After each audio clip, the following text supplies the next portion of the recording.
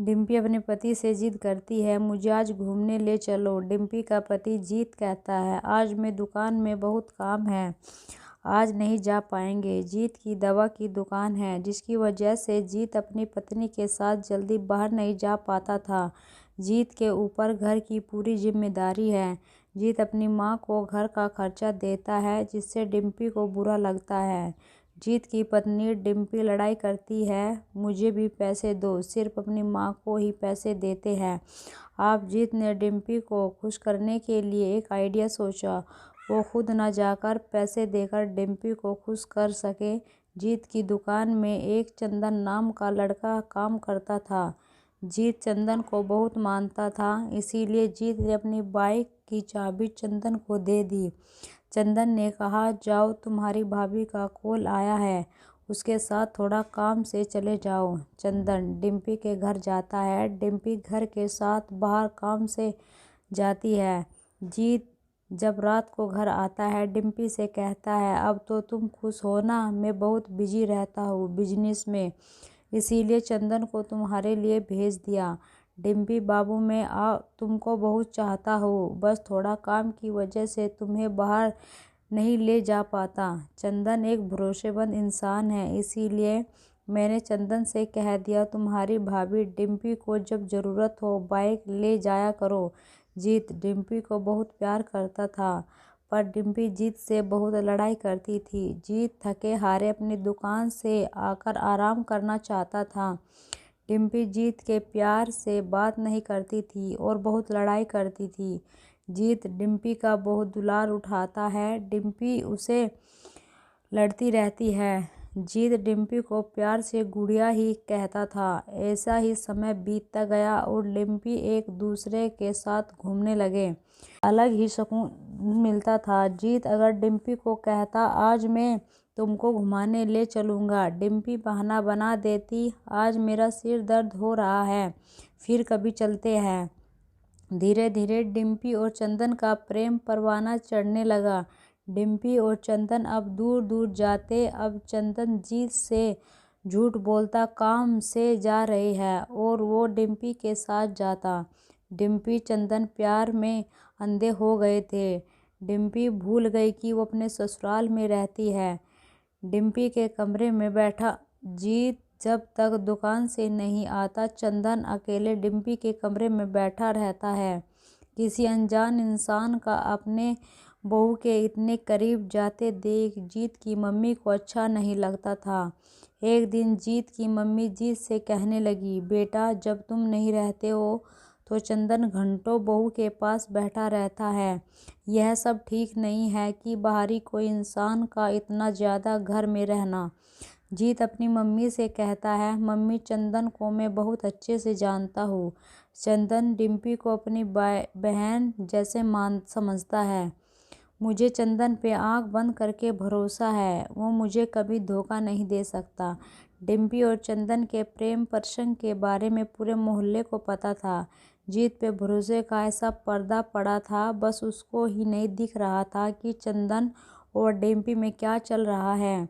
चंदन और डिम्पी एक दूसरे की बाहों में प्यार कर रहे थे। डिम्पी चंदन से कहती है, जीत आते होगे, तुम जाओ। चंदन ने कहा, अभी नहीं आएगा तुम्हारा पति, थोड़ी और देर प्यार करने दो ना जान। जीत की एक आदत, वो दरवाजे से ही डिम्पी को प्यार से बाबू पुकारते हुए आता था। आज जीत का सर दर्द हो रहा था, जिसकी वजह से वो सीधे अपने रूम में गया। रूम में जाते ही जीत ने अपनी पत्नी डिम्पी को चंदन की बाहों में देखकर जीत के पैर से जैसे जमीन खिसक गई। डिम्पी सफाई देने लगी, जीत, आप गलत समझ रहे हो। जीत ने कहा, मैंने तुम पर आंख बंद करके भरोसा किया और मैंने अपनी माँ की भी बात ना सुनी, इतना भरोसा किया और तुमने मेरा दिल तोड़ दिया। डिम्पी जीत को समझाती है। तभी जीत गुस्से में ढेरों नींद की दवा खा लेता है, जिससे जीत की तुरंत उल्टी आने लगती है। डिम्पी घबरा जाती है, जीत को उठाती है। जीत तब तक दम तोड़ चुका होता है। डिम्पी जीत के ख़त्म होने के बाद एक्टिंग करने लगती है। अपनी सास को बुलाती है, मम्मी यहाँ आइए, देखिए इन्हें क्या हो गया। यह कुछ बोल नहीं रहे। जीत की मम्मी अपनी बहू के कमरे में जाती है और अपने बेटों को मरा देखकर रोने लगती है। जीत को कई हॉस्पिटल में इलाज के लिए ले जाया जाता है। सभी हॉस्पिटल में जीत को मृत घोषित कर दिया जाता है। जीत का मृत शरीर घर लाया जाता है। सभी रो रहे थे, पर डिम्पी रो नहीं रही थी, बल्कि घबरा रही थी कहीं उसे जेल ना हो जाए। मोहल्ले के सभी लोग जीत की मिट्टी में बातें कर रहे थे। इनकी औरत का चक्कर किसी दूसरे से था। घर वाले भी जान रहे थे, पर वो सिर्फ इसीलिए चुप थे क्योंकि उनका बेटा चला गया है। अगर अब वो थाना में रिपोर्ट लिखवाते हैं तो घर की बदनामी होगी और दुकान भी सील हो जाएगी। डिम्पी घर वालों के सामने नाटक करती जैसे जीत के मरने का दुख है। अकेले में खुश होती थी कि मेरी जिंदगी का कांटा निकल गया है। चंदन घर आता तो जीत की मम्मी और बहन को बुरा लगता है क्योंकि वो सब जानते हैं चंदन की वजह से जीत की जान गई है। डिम्पी अपने ससुराल के सभी लोगों से लड़ाई कर लेती कि चंदन मेरे भाई जैसा है, चाहे घर पे किसी को बुरा लगे वो आएगा। डिम्पी के ससुराल वाले अपनी बहू के डर की वजह से चंदन को कुछ नहीं कहते थे। चंदन रोज डिम्पी के पास आता, दोनों एक दूसरे के साथ पति पत्नी की तरह रहते। डिम्पी चंदन के साथ शादी करने का सोच रही थी। चंदन ने कहा, डिम्पी तुम्हारे बच्चे मेरे बच्चे की तरह है, मैं तुमसे शादी करूँगा। डिम्पी की तैयारी चल रही थी, तभी घर पे एक पेपर आता है। डिम्पी उस पेपर को देखकर रोने लगती है और जल्दी से चंदन को कॉल करती है। चंदन, हमारी शादी अब नहीं हो सकती क्योंकि मेरे ससुराल वालों ने एक चाल चली है। चंदन पूछता है, कैसी चाल डिम्पी, बताओ ना। मैंने तो अपनी शादी का कपड़ा तक ले लिया है। डिम्पी कहती है, इस पेपर पे लिखा है कि अगर मैंने तुम्हारे साथ शादी की मेरी सारी प्रॉपर्टी मेरी नहीं होगी। अगर मुझे अपने ससुराल में से किसी की प्रॉपर्टी चाहिए तो मैं किसी से भी शादी नहीं कर सकती। चंदन डिम्पी को समझाता। डिम्पी अपने ससुराल के सभी लोगों से लड़ाई कर लेती कि चंदन मेरे भाई जैसा है, चाहे घर पे किसी को बुरा लगे वो आएगा। डिम्पी के ससुराल वाले अपनी बहू के डर की वजह से चंदन को कुछ नहीं कहते। चंदन रोज डिम्पी के पास आता, दोनों एक दूसरे के साथ पति पत्नी की तरह रहते। डिम्पी चंदन के साथ शादी करने का सोच रही थी। चंदन ने कहा कि डिम्पी तुम्हारे बच्चे मेरे बच्चों की तरह है, तुमसे शादी करूँगा। शादी की तैयारी चल रही थी कि तभी घर पे एक पेपर आता है। डिम्पी उस पेपर को देखकर रोने लगती है और जल्दी से चंदन को कॉल करती है। चंदन, हमारी शादी अब नहीं हो सकती क्योंकि मेरे ससुराल वालों ने एक चाल चली है। चंदन पूछता है, कैसी चाल डिम्पी, बताओ ना। मैंने तो अपनी शादी का कपड़ा तक ले लिया है। डिम्पी कहती है, इस पेपर पे लिखा है कि अगर मैंने तुम्हारे साथ शादी की मेरी सारी प्रॉपर्टी मेरी नहीं होगी। अगर मुझे अपने ससुराल की प्रॉपर्टी चाहिए तो मैं किसी से भी शादी नहीं कर सकती। चंदन डिम्पी को समझाता है, रो मत डिम्पी, हम दोनों बिना शादी करे पति पत्नी की तरह रहेंगे। डिम्पी और चंदन सालों पति पत्नी की तरह रहते हैं। मोहल्ले में और रिश्तेदारों में सब ताने देते, देखो इसी लड़के की वजह से इनसे अपने पति को मार डाला। पर डिम्पी को लोगों की बातों का कोई फर्क नहीं पड़ता। वो आराम से अपनी जिंदगी चंदन के साथ जी रही थी। एक दिन चंदन की मम्मी ने कहा, बेटा अब तुम्हारी शादी हो जाना चाहिए। चंदन अपनी मम्मी की यह बात सुनकर गुस्सा हो जाता है।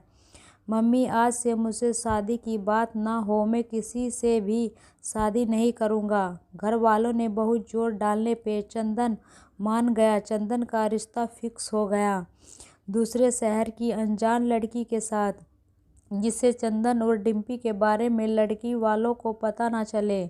डिम्पी को जब चंदन के रिश्ते की खबर हुई, डिम्पी चंदन के सीने से लिपट कर रोने लगी। जान, तुम्हें ही बताऊं, अपने प्यार को किसी और के नाम कैसे कर दूं। मेरी जान किसी दूसरे की बाहों में हो, कैसे सब्र कर लूं। चंदन डिम्पी को समझाता है, मेरी शादी हो रही है, मतलब मेरा जिस्म किसी और का हो रहा है, पर मेरी रूह हमेशा तुम्हारी रहेगी। मैं अपनी पत्नी से झूठा दिखावे वाला प्यार करूँगा, पर दिल में सिर्फ तुम्हारा हूँ। चंदन की शादी के कुछ दिन पहले डिम्पी बस गुस्सा करती और रोती रहती। चंदन की शादी हो जाती है। चंदन अपने पति पत्नी के साथ खुशी खुशी रहने लगता है। चंदन ने एक प्लान किया। चंदन अपने पत्नी को डिम्पी के घर ले जाता है। कहता है, डिम्पी मेरी सगी बहन की तरह है, तुम डिम्पी को चाहोगी, मैं तुमसे खुश रहूँगा। चंदन की मासूम पत्नी दोनों की चाल नहीं समझ पाती। डिम्पी की तबीयत जब भी खराब रहती, चंदन की पत्नी डिम्पी के घर का सारा काम करती। एक दिन चंदन को एहसास हुआ कि दूसरी औरत दूसरी ही होती है और अपनी पत्नी से प्यार करो जिंदगी सुकून से गुजरती है।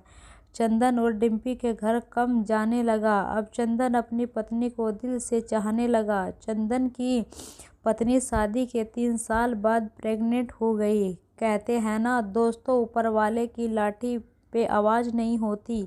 चंदन ने जीत की पत्नी को फंसाकर जीत की हंसती खेलती जिंदगी बर्बाद करके जीत को आत्महत्या करने पे मजबूर कर दिया। चंदन अपनी पत्नी को प्यार कर रहा था, तभी चंदन सर में बहुत ही तेज दर्द होता है। चंदन की पत्नी चंदन को कहती है, आप जा जी, बहुत लापरवाही हो गए हो, बहुत बार हो चुका है इसी तरह से। कल मैं आपको डॉक्टर से ट्रीटमेंट कराने के लिए ले चलूँगी। चंदन की पत्नी डॉक्टर को दिखाने ले जाती है। डॉक्टर कहता है, यह नॉर्मल दर्द नहीं है, इसकी जांच होगी। दूसरे दिन चंदन की मेडिकल रिपोर्ट घर आती है। रिपोर्ट में लिखा था कि चंदन को ब्लड कैंसर है। चंदन अब सिर्फ 6 महीने का ही जिंदा रहेगा। एक प्लान किया। चंदन अपनी पत्नी की डिम्पी के घर लाता है। कहता है, डिम्पी मेरी सगी बहन की तरह है, तुम डिम्पी को चाहोगी, मैं तुमसे खुश रहूँगा। चंदन की मासूम पत्नी दोनों की चाल नहीं समझ पाती। डिम्पी की तबीयत खराब रहती तो चंदन की घर का सारा काम करती। एक दिन चंदन को एहसास हुआ कि दूसरी औरत दूसरी ही होती है और अपनी पत्नी से प्यार करो तो जिंदगी सुकून से गुजरती है। चंदन अब डिम्पी के घर कम जाने लगा। अब चंदन अपनी पत्नी को दिल से चाहने लगा। चंदन की पत्नी शादी के 3 साल बाद प्रेग्नेंट हो गई। कहते हैं ना दोस्तों, ऊपर वाले की लाठी बेआवाज़ होती है। चंदन ने जीत की पत्नी को फंसाकर जीत की हंसती खेलती जिंदगी बर्बाद करके जीत को आत्महत्या पे मजबूर कर दिया। चंदन अपनी पत्नी को प्यार कर रहा था, तभी चंदन सर में बहुत ही तेज दर्द होता है। चंदन की पत्नी को कहती है, आप जी बहुत लापरवाह हो गए हो, बहुत बार हो चुका है इस तरह से। कल मैं आपको डॉक्टर में से ट्रीटमेंट कराने के लिए ले चलूँगी। चंदन की पत्नी डॉक्टर को दिखाने ले जाती। डॉक्टर कहता है, यह नॉर्मल दर्द नहीं है, इसकी जांच होगी। दूसरे दिन चंदन की मेडिकल रिपोर्ट घर आती है। रिपोर्ट में लिखा कि चंदन को ब्लड कैंसर है। चंदन अब सिर्फ 6 महीने का ही जिंदा रहेगा। चंदन का बहुत बड़े बड़े हॉस्पिटल में इलाज चला पर कहीं कुछ फ़ायदा नहीं किया। चंदन अब पलंग चुका था और कुछ बोल भी नहीं पाता था। चंदन अपनी पत्नी को सब देखता और उसका पेट जल्दी से मेरा बच्चा इस दुनिया में आ जाए, मैं अपने बच्चे का मुंह देखकर मरूं। ऊपर वाले ने चंदन को इतना भी जिंदा ना रखा कि चंदन अपनी पहली औलाद को देख पाता। चंदन का वक्त पूरा हो चुका था। चंदन आधी रात दम तोड़ दिया। चंदन के ख़त्म होने के 10 दिन के बाद चंदन का एक लड़का हुआ। चंदन के मृत्यु के कुछ दिन तक डिम्पी भी बहुत उदास हुई, बहुत रोई, बाद में नॉर्मल हो गई। चंदन के मौत का सबसे ज़्यादा असर चंदन की पत्नी पे था। चंदन की पत्नी के जब बच्चा हुआ था, हॉस्पिटल में चंदन की पत्नी का एक पुराना दोस्त डॉक्टर अविनाश थे, जिनकी शादी के बाद डिलीवरी के टाइम उनकी पत्नी ख़त्म हो गई थी और बच्ची भी थी। अविनाश ने चंदन की पत्नी को कहा, तुम रो मत, मैं भी तुम्हारी तरह अकेला हो। चलो हम दोनों शादी कर लेते हैं। चंदन की पत्नी रिया की शादी डॉक्टर अविनाश से हो गई। दोनों बहुत खुश रहने लगे। अगर दोस्तों आपको इस कहानी से कुछ सीख मिली हो, यह कहानी आपको अच्छी लगी हो तो कमेंट में ज़रूर बताइएगा और वीडियो को लाइक व शेयर भी ज़रूर कीजिएगा। अगर चैनल पे नए हो तो चैनल को सब्सक्राइब भी ज़रूर कीजिएगा।